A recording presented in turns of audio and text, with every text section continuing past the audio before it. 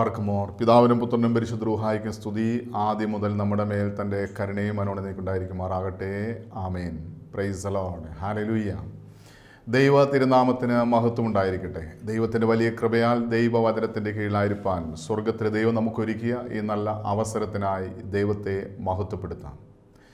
ഈ കാലഘട്ടത്തിൽ നമുക്ക് നമ്മെ തന്നെ ഒന്ന് പരിശോധിക്കുവാൻ തക്കവണ്ണം കർത്താവായ യേശുക്രിസ്തു നൽകുന്ന ഒരു വചനഭാഗമാണ് വിശുദ്ധ മത്തായി ശ്ലീഹ എഴുതിയ രക്ഷാസുവിശേഷം 23-ാം അധ്യായം അതിൻ്റെ 28-ാമത്തെ വാക്യം. ആ വചനം എങ്ങനെയാണ്? അങ്ങനെ തന്നെ പുറമേ നിങ്ങൾ നീതിമാന്മാർ എന്ന് മനുഷ്യർക്ക് തോന്നുന്നു, അകമേയോ കപടഭക്തിയും അധർമ്മവും നിറഞ്ഞവർ എത്രേ. ഈ കാലഘട്ടത്തിൽ നമുക്ക് നമ്മെ തന്നെ ഒന്ന് പരിശോധിക്കുവാനും നമ്മെ തിരുത്തുവാനും തക്കവണ്ണം കർത്താവായ യേശുക്രിസ്തു നമ്മോട് സംസാരിക്കുന്ന ഒരു വേദഭാഗമാണ് ഈ വചനം.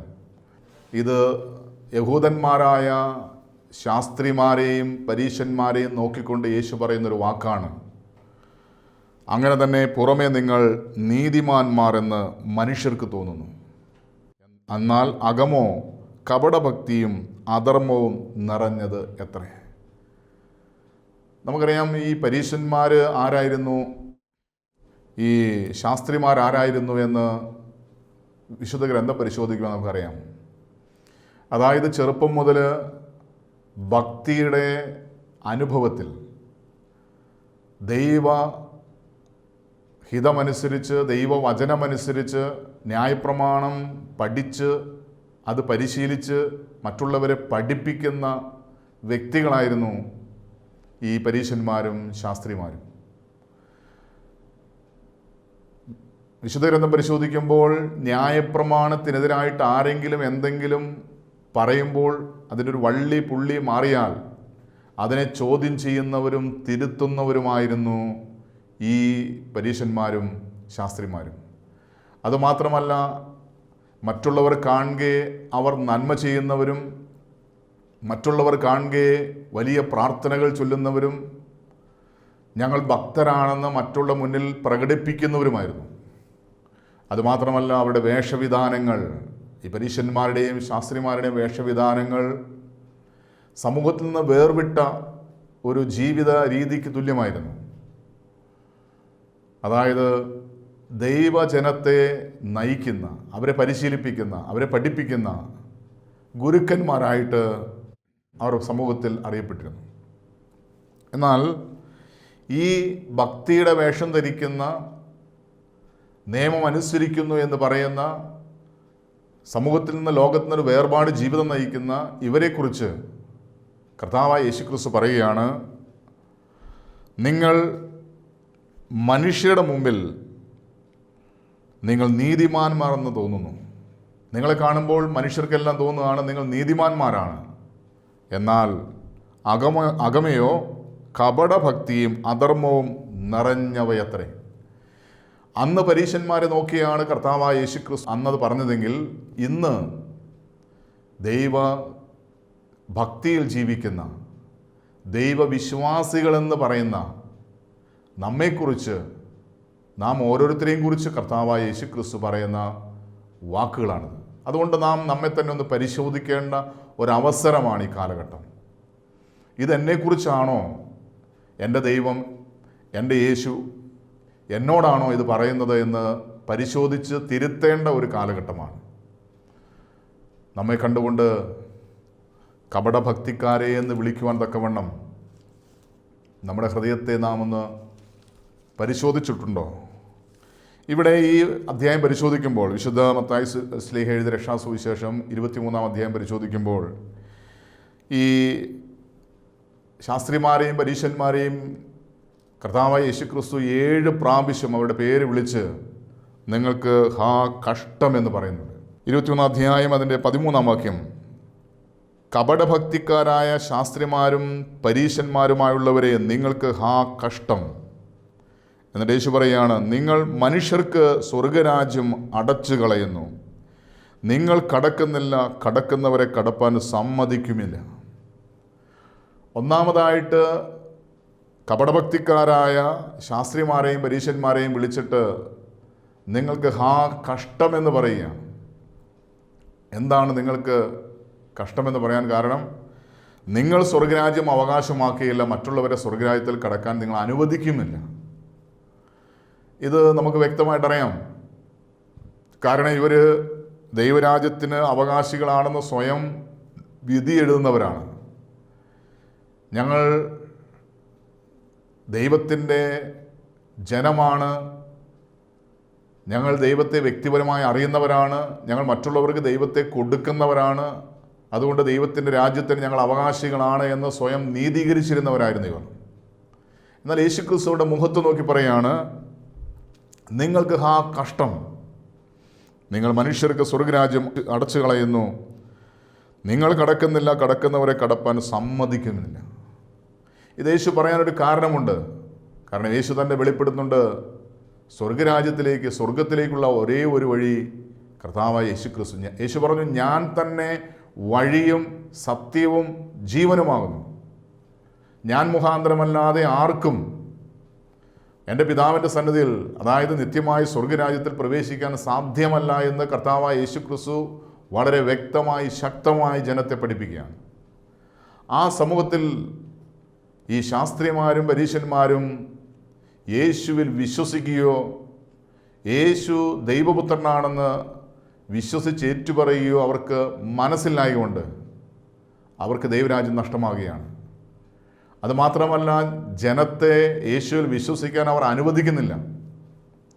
യേശു പറയുന്ന വാക്കുകൾ ന്യായപ്രമാണത്തിനെതിരായിട്ട് എന്തെങ്കിലും ഉണ്ടോ എന്ന് അന്വേഷിച്ച് കണ്ടുപിടിച്ച് അതിനെ തിരുത്താൻ, അതിനെ കുറ്റം വിധിക്കാൻ യേശുവിൻ്റെ പിന്നാലെ നടക്കുന്നവരായി മാറി ശാസ്ത്രിമാരും പരീശന്മാരും. അതായത് സ്വർഗരാജ്യത്തിലേക്കുള്ള വഴി യേശുക്രിസ്തു ആണ് എന്നിരിക്കെ യേശുവിനെ അംഗീകരിക്കാനോ ഉൾക്കൊള്ളാനോ കഴിയാതെ യേശുവിനെതിരായി പ്രവർത്തിക്കുന്ന ഒരു സമൂഹമായി അവർ മാറി. ഈ കാലഘട്ടത്തിൽ നാം ഒന്ന് പരിശോധിക്കുമ്പോൾ ദൈവഭക്തരെന്ന് നാം കാണുന്ന വ്യക്തികൾ പോലും ഈ പരീക്ഷ മനോഭാവമുള്ളവരല്ലേ? അവർക്ക് യേശുവിനെ വ്യക്തിപരമായിട്ടറിയാം, എന്നാൽ യേശു ആരാണെന്ന് അവർക്ക് വ്യക്തിപരമായിട്ട് അറിയില്ല. യേശു ആരാണെന്ന് ചോദിച്ചാൽ, യേശു അനേകം ദൈവങ്ങളിൽ ദൈവമാണ്, അനേകം പ്രവാചകനാണ്, അനേകം ദൈവപുരുഷനാണ്, അനേകം വിശുദ്ധന്മാരൊരു വിശുദ്ധനാണ് എന്ന് ചിന്തിക്കുന്ന, തിരിച്ചറിഞ്ഞിരിക്കുന്ന അനേക വ്യക്തികൾ ജീവിക്കുന്ന സമൂഹത്തിലാണ് നമ്മൾ ജീവിക്കുന്നത്. ഇവിടെ യേശുക്രിസ്തു വ്യക്തമായി പറയുന്നുണ്ട്, സ്വർഗത്തിലേക്കുള്ള ഏക വഴി ഞാനാണെന്ന് യേശു വ്യക്തമായിട്ട് വെളിപ്പെടുത്തുമ്പോൾ യേശുവിൽ വിശ്വസിക്കാതിരിക്കുന്നവർക്ക് ഈ വഴി അടച്ചു കളയുകയാണ്.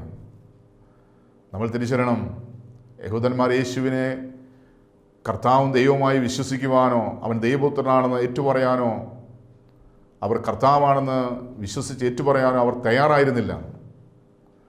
അതുകൊണ്ട് അവർക്ക് ദൈവരാജ്യം നഷ്ടമായിരുന്നു. അതോടൊപ്പം മറ്റുള്ളവരെ അവർ ദൈവരാജ്യത്തിന് അവകാശികളാക്കാൻ ഒരു തടസ്സമായി നിന്നിരുന്നു. ഇന്നത്തെ കാലഘട്ടത്തിൽ നമ്മുടെ അവസ്ഥ എന്താണ്? യേശുവിനെ വിശ്വസിക്കുവാനും സ്വീകരിക്കുവാനും നാം തയ്യാറാണെങ്കിൽ, യേശുവിനെ വിശ്വസിക്കുവാനും സ്വീകരിക്കുവാനും മറ്റുള്ളവരെ നാം പഠിപ്പിക്കുന്നുവെങ്കിൽ ഉറപ്പാണ് നാം സ്വർഗരാജ്യത്തിന് അവകാശിയായിത്തീരും. നമ്മൾ മുഖാന്തരം അനേകം പേര് സ്വർഗരാജ്യം അവകാശമാക്കും. അങ്ങനെ ചെയ്യാതിരിക്കുന്നവർക്ക് കഷ്ടമെന്നാണ് കർത്താവായ യേശുക്രിസ്തു പഠിപ്പിക്കുന്നത്. വീണ്ടും അടുത്തതായി കർത്താവ് പഠിപ്പിക്കുന്ന ഒരു കാര്യമാണ് 13-ാമത്തെ വാക്യത്തിൻ്റെ ബാക്കി ഭാഗത്തിൽ പറയുന്നുണ്ട്, കപടഭക്തിക്കാരായ ശാസ്ത്രിമാരും പരീശന്മാരുമായുള്ള നിങ്ങൾക്ക് കഷ്ടം, നിങ്ങൾ വിധവമാരുടെ വീടുകളെ വിഴുങ്ങുകയും ഉപായരൂപേണ ദീർഘമായി പ്രാർത്ഥിക്കുകയും ചെയ്യുന്നു. ഇത് ഹേതുവായി നിങ്ങൾക്ക് കടുപ്പമേറിയ ശിക്ഷാവിധി വരും. ഇത് കാരണം നിങ്ങൾ ശിക്ഷാവിധിക്ക് കാരണമായി തീരുകയാണ്. എന്തുകൊണ്ട്? നിങ്ങൾ ദരിദ്രരെ, വിധവകളെ അവഗണിച്ച് ദ്രവ്യത്തിൽ നിങ്ങൾ ആശ്രയിക്കുകയാണ്. അവർ അധികവും ദ്രവ്യാഗ്രഹികളായിരുന്നു. സമ്പത്തിന് വേണ്ടി അവർ എന്തും ചെയ്യുന്നവരായിരുന്നു. അതുകൊണ്ട് അവർ വിധവകളെ അവഗണിച്ചിരുന്നു, ദരിദ്രന്മാരെ അവഗണിച്ചിരുന്നു. അവർ വലിയ വലിയ വീടുകളിലും വലിയ വലിയ ആളുകളെയും കാണുമ്പോൾ അവർക്ക് വേണ്ടി ദീർഘമായി പ്രാർത്ഥിക്കുന്നു. ഇന്നത്തെ കാലഘട്ടത്തിലും ഭക്തിയുടെ ജീവിതം നയിക്കുന്ന ചില വ്യക്തികൾ ചെയ്യുന്ന ഒരു പ്രവൃത്തിയാണ് ദൈവഭക്തി പോലും ദ്രവ്യാഗ്രഹമായി മാറുകയാണ്. അതിനും പറയുകയാണ് ഇത് ശിക്ഷാവിധിക്ക് കാരണമായി തീരും. ഈ കാലഘട്ടത്തിൽ മനുഷ്യരെ സമ്പത്തിൻ്റെ അടിസ്ഥാനത്തിൽ തരംതിരിച്ച് കാണുന്ന, വില കുറച്ച് കാണുന്ന ഒരു സമൂഹമായി മാറിയിരിക്കുകയാണ്. കഴിവുള്ളവരെ ഒരു രീതിയിൽ ആദരിക്കുന്നു, ബഹുമാനിക്കുന്നു, അവരെ അംഗീകരിക്കുന്നു.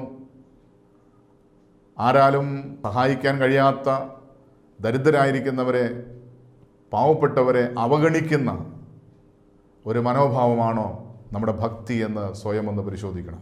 ഇവിടെ കർത്താവായ യേശുക്രിസ്തു പറയുകയാണ്, നിങ്ങൾക്ക് ഹാ കഷ്ടം, നിങ്ങൾ വിധവമാരുടെ വീടുകളെ വിഴുങ്ങുകയും ഉപായ രൂപേണ ദീർഘമായി പ്രാർത്ഥിക്കുകയും ചെയ്യുന്നു. ഇത് ഹേതുവായി നിങ്ങൾ കടുപ്പമേറിയ ശിക്ഷാവിധി വരുമെന്ന് കർത്താവ് പഠിപ്പിക്കുകയാണ്. വീണ്ടും 14-ാമത്തെ വാക്യത്തിൽ ഈ ശാസ്ത്രിമാരെ, പരീശന്മാരെ കപടഭക്തിക്കാരായ ശാസ്ത്രിമാരെ എന്ന് വിളിക്കാൻ കാരണം പറയുന്നുണ്ട്. അവനെങ്ങനെയാണ്? കപടഭക്തിക്കാരായ ശാസ്ത്രിമാരും പരീശന്മാരുമായുള്ളവർ നിങ്ങൾക്ക് ഹാ കഷ്ടം, നിങ്ങൾ ഒരുത്തനെ മതത്തിൽ ചേർക്കുവാൻ കടലും കരയും ചുറ്റി നടക്കുന്നു. ചേർന്ന ശേഷം അവനെ നിങ്ങളെക്കാൾ ഇരട്ടിച്ച നരകയോഗ്യൻ ആക്കുന്നു.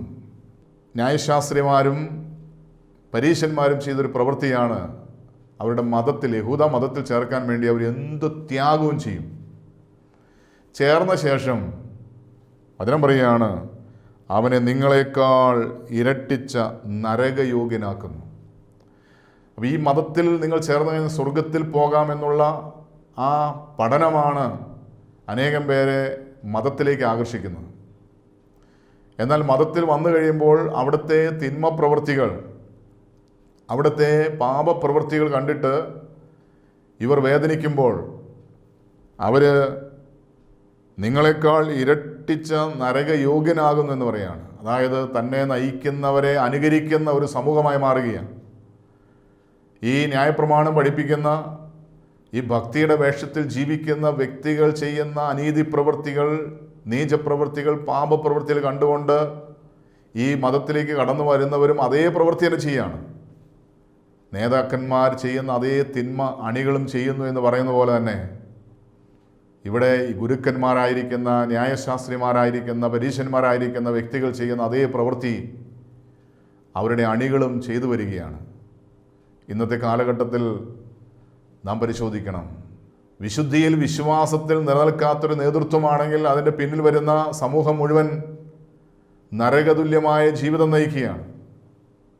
കർത്താവായ യേശുക്രിസ്തു ഇടയൻ തെറ്റിപ്പോയാൽ ആടുകൾ ചിതറിപ്പോകുമെന്ന് പറയുന്ന പോലെ ഇവിടെ കാണുന്നൊരു പ്രവൃത്തി, ഇവർ അനേകം പേരെ മതത്തിലേക്ക് ചേർക്കുന്നു. എന്നാൽ അവരും ഈ ചേർക്കുന്നവരും നരകതുല്യമായ, അല്ലെങ്കിൽ നരകത്തിന് അവകാശികളായി മാറുകയാണ്. അവർ ചെയ്യുന്നതും പ്രവർത്തിക്കുന്നതും വെവ്വേറെയാണ്, പറയുന്നതും പ്രവർത്തിക്കുന്നതും വേറെ വേറെയാണ്. അതുകൊണ്ട് ഈ കാലഘട്ടത്തിൽ ദൈവ വചനമനുസരിച്ച്, ദൈവ പ്രമാണങ്ങളനുസരിച്ച് നീതിയിൽ, വിശുദ്ധിയിൽ ജീവിക്കുന്ന ഒരു സമൂഹമാണോ നമ്മൾ? എങ്കിൽ ഈ ഒരു മനുഷ്യനെ മതം മാറ്റേണ്ട ആവശ്യം വരില്ല. നാം ചെയ്യുന്ന നന്മ പ്രവർത്തികൾ കണ്ടുകൊണ്ട് അനേകം പേര് ഈ യേശുവിന് വേണ്ടി ആഗ്രഹത്തോടെ, ദാഹത്തോടെ കടന്നു വരും. ഇന്ന് മറ്റുള്ളവർക്ക് ഇടർച്ച വരുത്തുന്ന ഒരു ഭക്തിയുടെ ജീവിതമാണോ നമ്മുടെ ജീവിതമെന്ന് സ്വയം ഒന്ന് പരിശോധിക്കേണ്ടതാണ്. വീണ്ടും കർത്താവിന്റെ വചനം പരിശോധിക്കുമ്പോൾ 4-മതായി പരീശന്മാരെ, ശാസ്ത്രിമാരെ കപടഭക്തിക്കാരെ എന്ന് വിളിക്കാൻ കാരണമുണ്ട്. അതിന് 23-ാമത്തെ വാക്യത്തിൽ പറയുകയാണ്, കപടഭക്തിക്കാരായ ശാസ്ത്രിമാരും പരീശന്മാരുമായുള്ള നിങ്ങൾക്ക് ഹാ കഷ്ടം, നിങ്ങൾ തുളസി, ചതുവപ്പ്, ജീരകം ഇവയിൽ പതാരം കൊടുക്കുകയും ന്യായം, കരുണ, വിശ്വസത ഇങ്ങനെ ന്യായപ്രമാണത്തിൽ ഹനമേറിയവ ത്യജിച്ചു കളയുകയും ചെയ്യുന്നു. അത് ചെയ്യുകയും ഇത് ത്യജിക്കുകയും വേണം. ഇവിടെ കർത്താവ് ഒരു വ്യക്തമായൊരു കാര്യം പഠിപ്പിക്കുകയാണ്. നിങ്ങൾ പലതിനും ദശാംശം കൊടുക്കുന്നുണ്ട്, അതായത് വിലയില്ലാത്ത തുളസി, ചതുപ്പ, ജീരകം ഇവയ്ക്കെല്ലാം നിങ്ങൾ ദശാംശം കൊടുക്കുന്നുണ്ട്. അതായത് ന്യായപ്രമാണമാണത്. ന്യായപ്രമാണം അനുസരിക്കാൻ വേണ്ടി വിലയില്ലാത്തതിന് പോലും അവർ ദശാംശം കൊടുക്കുന്നുണ്ട്. എന്നാൽ വചനം പറയുകയാണ്, ന്യായവും കരുണയും വിശ്വസ്തത എന്ന ന്യായപ്രമാണത്തിൽ ഘനമേറിയ ത്യജിച്ചു കളയുന്നു, ഉപേക്ഷിച്ച് കളയുന്നു.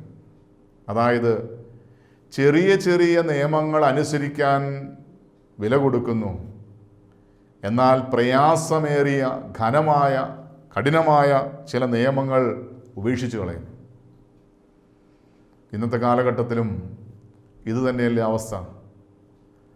ചെറിയ ചെറിയ ദൈവകൽപ്പനകൾ, ദൈവ നിയമങ്ങളൊക്കെ അനുസരിക്കാൻ, ദൈവവചനങ്ങളൊക്കെ അനുസരിക്കാൻ നമുക്ക് മനസ്സുണ്ട്.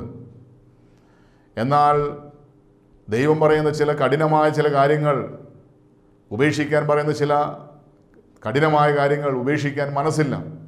ചില പാപങ്ങൾ ഉപേക്ഷിക്കാൻ മനസ്സില്ല. ചില ജഡീക ആസക്തികൾ ഉപേക്ഷിക്കാൻ മനസ്സില്ല.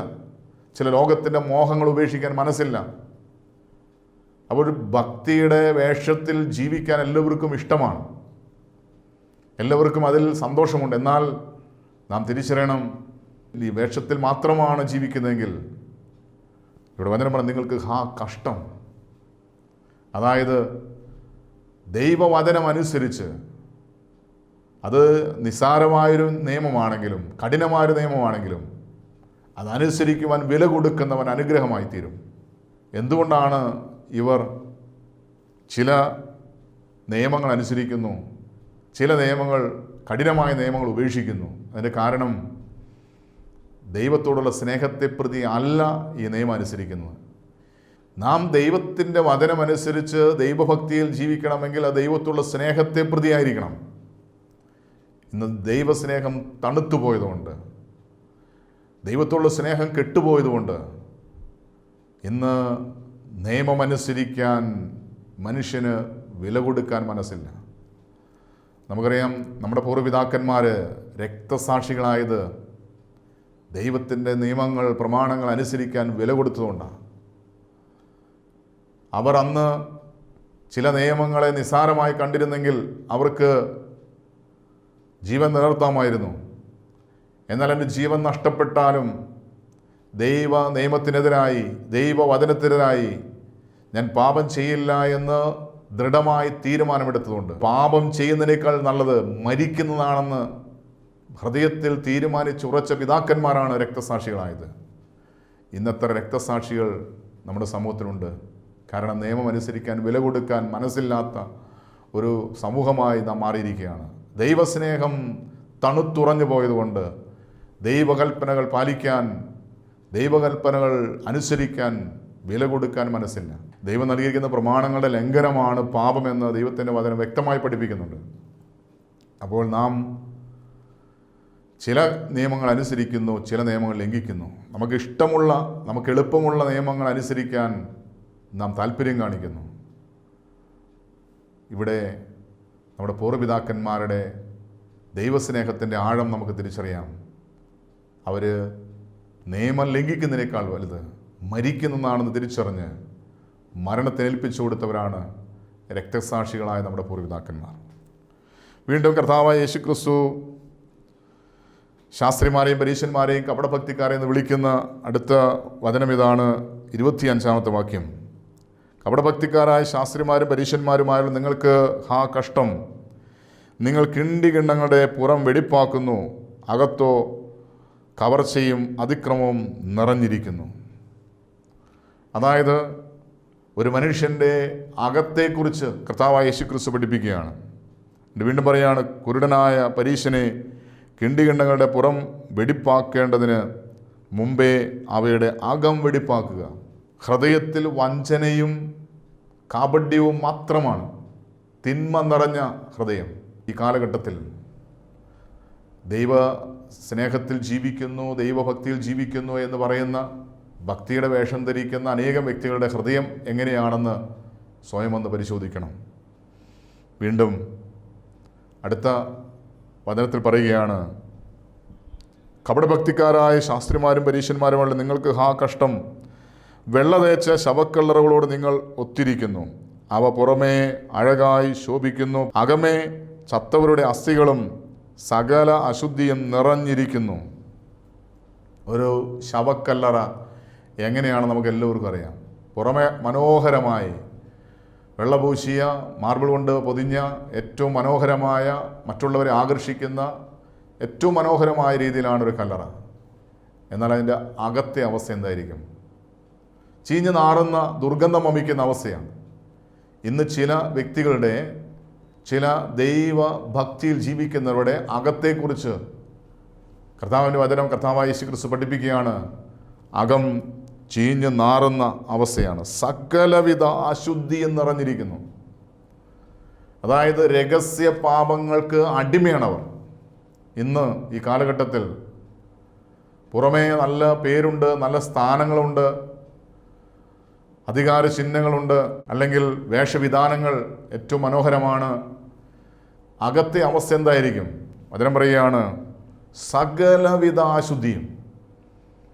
അതായത് രഹസ്യ പാപങ്ങൾക്ക് അടിമയാണ്. മറ്റുള്ളവർ നോക്കുമ്പോൾ ഭക്തനായൊരു മനുഷ്യൻ, എന്നാൽ ഹൃദയത്തെ പരിശോധിക്കുമ്പോൾ ആരും അറിയാതെ, ആരും കാണാതെ രഹസ്യമായി പാപം ചെയ്യുന്ന, ഭക്തിയുടെ വേഷം ധരിക്കുന്നവരെ കുറിച്ചാണ് കർത്താവായ യേശുക്രിസ്തു ഈ കാര്യം പറയുന്നത്. നമ്മൾ സ്വയം ഒന്ന് പരിശോധിക്കണം. ഈ കാലഘട്ടത്തിൽ നമ്മുടെ അവസ്ഥ എങ്ങനെയാണ്? നമ്മുടെ രഹസ്യ പാപങ്ങൾ അറിയുന്ന ഒരു ദൈവമുണ്ട്. അവൻ നമ്മുടെ ഹൃദയങ്ങളെ തൂക്കി നോക്കുന്നു എന്ന വചനം പറയുന്നത്. മനുഷ്യൻ്റെ മുഖങ്ങളെ നോക്കുന്നു, എന്നാൽ യഹോവയായ ദൈവം അവൻ്റെ ഹൃദയത്തെ പരിശോധിക്കുന്ന വചനം പറയുന്നത്. ആരും കാണുന്നില്ലെങ്കിലും, ആരും അറിയുന്നില്ലെങ്കിലും, ഞാൻ ചെയ്യുന്ന രഹസ്യ പാപങ്ങൾ അറിയുന്ന ഒരു ദൈവം എന്നെ കാണുന്നുണ്ട്, എന്നെ അറിയുന്നുണ്ട് എന്ന് നാം തിരിച്ചറിയണം. ഈ കാലഘട്ടത്തിൽ നമ്മുടെ ഭക്തി രഹസ്യ പാപത്തിന് കാരണമായി തീർന്നിട്ടുണ്ടോ? രഹസ്യ പാപത്തിൽ ജീവിക്കുന്ന ഒരു വ്യക്തിയാണെങ്കിൽ നാം എന്നേക്കുമായി നാം നമ്മെ തന്നെ തിരുത്തേണ്ടിയിരിക്കുന്നു. യഥാർത്ഥമായൊരു ഭക്തിയുടെ ജീവിതം നയിക്കുവാൻ വില കൊടുക്കണം. അതിനായി കർത്താവ് നമ്മെ സന്ദർശിക്കുകയാണ്. കപടഭക്തിക്കാരായ ശാസ്ത്രിമാരോട്, പരീശന്മാരോട് പറയുകയാണ്, അതിൻ്റെ 29-ാമത്തെ വാക്യം. കപടഭക്തിക്കാരായ ശാസ്ത്രിമാരും പരീശന്മാരുമായുള്ളവരെ, നിങ്ങൾക്ക് കഷ്ടം! നിങ്ങൾ പ്രവാചകന്മാരുടെ കല്ലറ പണിയുകയും നീതിമാന്മാരുടെ കണ്ണുകളെ അലങ്കരിച്ചുകൊണ്ട്, ഞങ്ങൾ പിതാക്കന്മാരുടെ കാലത്തുണ്ടായിരുന്നുവെങ്കിൽ പ്രവാചകന്മാരെ കൊല്ലുന്നതിൽ കൂട്ടാളിലാകില്ല എന്ന് നിങ്ങൾ പറയുന്നു. അങ്ങനെ നിങ്ങൾ പ്രവാചകന്മാരെ കൊന്നവരുടെ മക്കൾ എന്ന് നിങ്ങൾ തന്നെ സാക്ഷ്യം പറയുന്നുവല്ലോ. ഇവിടെ പൂർവ്വപിതാക്കന്മാരുടെ പ്രവൃത്തികൾ നാം പരസ്യമായി ചെയ്യുന്നില്ലെങ്കിലും ഹൃദയത്തിൽ പകയും വെച്ചുകൊണ്ട് ജീവിക്കുന്ന ഒരു സമൂഹത്തെയാണ് ഇവിടെ കർത്താവായ യേശുക്രിസ്തു ചൂണ്ടിക്കാണിക്കുന്നത്. 34-ാമത്തെ വാക്യത്തിൽ പറയുന്നു, അതുകൊണ്ട് ഞാൻ പ്രവാചകന്മാരെയും ജ്ഞാനികളെയും ശാസ്ത്രിമാരെയും നിങ്ങളുടെ അടുക്കൽ അയക്കുന്നു. അവരിൽ ചിലരെ നിങ്ങൾ കുരിശിൽ കൊല്ലുകയും ചിലർ നിങ്ങളുടെ പള്ളികളിൽ ചമ്മട്ടി കൊണ്ട് അടിക്കുകയും പട്ടണത്തിൽ നിന്ന് പട്ടണങ്ങളിലേക്ക് ഓടിക്കുകയും ചെയ്യും. ഇത് യഹൂദന്മാരെ നോക്കി, പരീശന്മാരെ നോക്കി യേശു പറഞ്ഞതാണെങ്കിൽ ഇന്ന് നമ്മുടെ അവസ്ഥ എന്താണ്? നമ്മുടെ ഹൃദയത്തിൽ വെറുപ്പിൻ്റെ, വിദ്വേഷത്തിൻ്റെ, വാശിയുടെ, വൈരാഗ്യത്തിൻ്റെ ഹൃദയമാണോ നമ്മുടെ ഹൃദയമെന്ന് സ്വയം ഒന്ന് പരിശോധിക്കണം. മനുഷ്യർക്ക് മുമ്പ് നീതിമാന്മാർ എന്ന് തോന്നുന്ന നിങ്ങൾ അകമേ കപടഭക്തിയും അധർമ്മവും നിറഞ്ഞവരെത്രയെന്ന് നമ്മെ നോക്കിക്കൊണ്ട് കർത്താവായ യേശുക്രിസ്തു അരുളി ചെയ്യുമ്പോൾ ഒരു തീരുമാനമെടുക്കാം. ഈ കാലഘട്ടത്തിൽ പാപം നിറഞ്ഞ ലോകത്തിൻ്റെ മോഹങ്ങൾക്ക് ആധിപത്യം നിറഞ്ഞു നിൽക്കുന്ന, പിശാചിൻ്റെ ആധിപത്യം നിറഞ്ഞു നിൽക്കുന്ന ഈ കാലഘട്ടത്തിൽ ഒരു രഹസ്യ വിശുദ്ധനായി യഥാർത്ഥമായ ദൈവസ്നേഹത്തിൽ നിറഞ്ഞ്, ദൈവഭക്തിയിൽ നിറഞ്ഞ്, ദൈവവചനമനുസരിച്ച് അനേകം പേരെ നിത്യത്തിലേക്ക് കൊണ്ടുപോകാൻ തക്കവണ്ണം സ്വർഗത്തിലെ ദൈവം നമ്മെ മുഖാന്തരമാക്കേണ്ടതിന് ആഗ്രഹിക്കാം, പ്രാർത്ഥിക്കാം, കണ്ണടയ്ക്കാം. ബാർക്കുമോർ, ഞങ്ങൾ അത്യധികമായി സ്നേഹിക്കും ഞങ്ങളുടെ സ്വർഗീയ പിതാവാൻ നല്ല ദൈവമേ, ഈ അനുഗ്രഹിക്കപ്പെട്ട സന്ദേശത്തിനായി നന്ദി പറയുന്നു. കർത്താവെ, അവിടുന്ന് യഹൂദന്മാരായിരിക്കുന്ന ന്യായശാസ്ത്രിമാരെ, പരീശന്മാരെ നോക്കി കപടഭക്തിക്കാരെ എന്ന് വിളിച്ചത് അവരുടെ ഹൃദയത്തെ കണ്ടുകൊണ്ടാണല്ലോ. കർത്താവെ, ഞങ്ങളുടെ ഹൃദയത്തെ കണ്ടുകൊണ്ട് നീ ഞങ്ങളെ ഏത് മനോഭാവത്തോടെയായിരിക്കും വിലയിരുത്തുന്നത്? കർത്താവെ, ഞങ്ങൾ പാപികളാണെന്ന് സമ്മതിക്കുന്നു. കർത്താവെ, ഞങ്ങൾ മറ്റുള്ളവരുടെ മുന്നിൽ ഭക്തരാണെന്ന് കാണിക്കുമ്പോഴും ഞങ്ങളുടെ ഹൃദയം പാപം നിറഞ്ഞതാണ്, അശുദ്ധി നിറഞ്ഞതാണ്, തിന്മ നിറഞ്ഞതാണ്. ദൈവ കൽപ്പനകൾ ലംഘിച്ച് സ്വയം നീതീകരിച്ച് ജീവിക്കുന്നവരാണ് ഞങ്ങൾ. സമ്മതിക്കുന്ന കർത്താവേ, ഞങ്ങൾ പാപികളാണെന്ന് ഞങ്ങൾ ഏറ്റുപറയുന്നു. പിതാവേ, അടുത്ത പുത്രനായ യേശുവിൻ്റെ രക്തത്താൽ ഞങ്ങളെ കഴുകണമേ. അവിടുത്തെ പരിശുദ്ധാത്മാവിനെ ഞങ്ങളെ നിറയ്ക്കണമേ. യഥാർത്ഥമായ ഒരു ഭക്തിയുടെ ജീവൻ നയിക്കുവാൻ, ദൈവരാജ്യം സ്വർഗരാജ്യം ലക്ഷ്യമാക്കി ഒരു വിശുദ്ധ ജീവൻ നയിക്കുവാൻ, അനേകം പേരെ നിത്യമായ സ്വർഗരാജ്യത്തിലേക്കുള്ള ആ യാത്രയിൽ അനേകം പേരെ സ്വർഗരാജ്യത്തിൽ എത്തിക്കുവാൻ തക്കവണ്ണം ഞങ്ങൾക്കൊരു കൃപ നൽകണമെന്ന് പ്രാർത്ഥിക്കുന്നു. പരിശുദ്ധ അമ്മേ, ദൈവമാതാവേ, ശുദ്ധിമാന്മാരെ, ശുദ്ധിമതികളെ ഞങ്ങളോടൊപ്പം ഞങ്ങൾക്ക് വേണ്ടി മധ്യസ്ഥം വഹിക്കണമേ. പിതാവ്, എല്ലാ മഹത്വം അങ്ങേക്കല്ല. ഞങ്ങൾക്ക് വേണ്ടി ക്രൂശിൽ മരിച്ച് മരണത്തെ ജയിച്ച് ഉയർത്തെഴുന്നേറ്റ് ഇന്നും ജീവിക്കുന്ന ഞങ്ങളുടെ കർത്താവ്, ഞങ്ങളുടെ ദൈവമായ യേശുക്രിസ്തുവിൻ്റെ അതിപരിശുദ്ധമായ നാമത്തിൽ പരിശുദ്ധാത്മാവ് മുഖാന്തരം ചോദിക്കുന്നു. കൃപയോടെ കേൾക്കണം നല്ല പിതാവേ. ആമേൻ.